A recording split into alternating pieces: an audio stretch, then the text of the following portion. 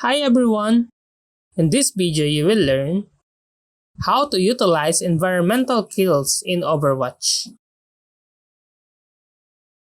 Familiarize yourself with maps that have environmental hazards like cliffs, pits, or water.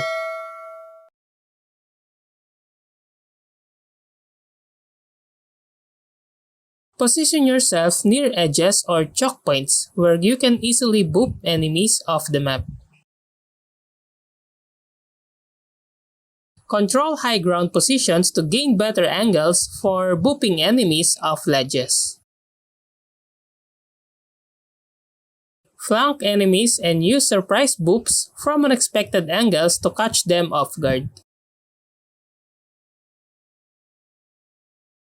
Boop enemies as they funnel through choke points, maximizing the chances of environmental kills.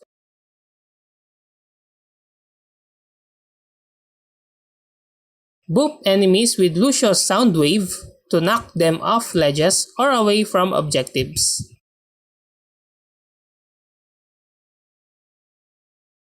Use Farah's concussive blast to push enemies off ledges or into pits from a distance. Use Brigitte whip shot to knock enemies off ledges or disrupt enemies' formation near environmental hazards. Use Diva's booster to boop enemies off ledges or into pits, especially when they are low on health. Use Roadhog's Whole Hog near ledges or pits to push enemies off with the knock back.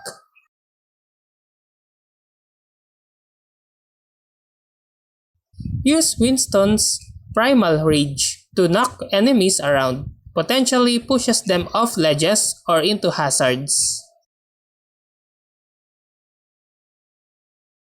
Pull enemies towards environmental hazards using Orisa's Halt to set up for environmental kills.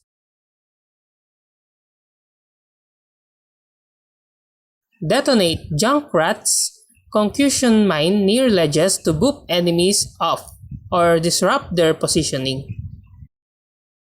And use Farah's barrage near ledges or environmental hazards to push enemies off with rocket explosions.